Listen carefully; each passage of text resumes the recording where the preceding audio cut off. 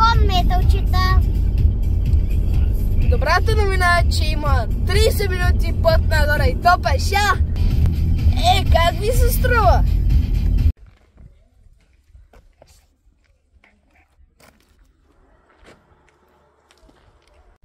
Чакай, само ме виж. В Родопите се издига древния тракийски град, наречен Партерикон. Добре дошли. Всичко тук е изсечено в скали, коридори и стълбища. Дори водохранилище.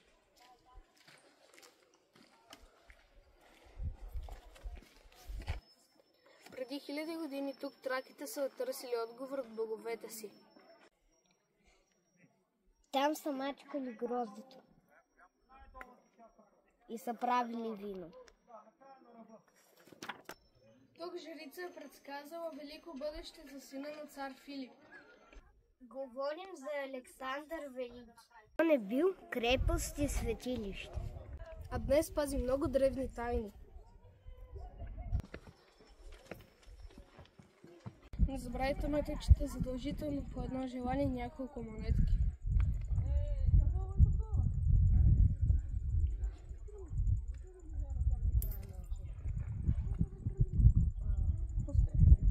Само едно.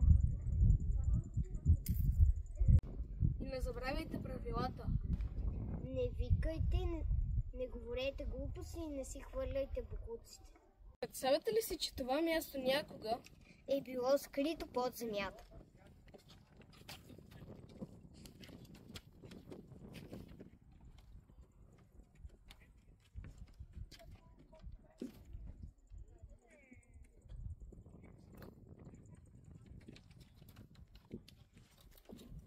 Това е домът на боговете.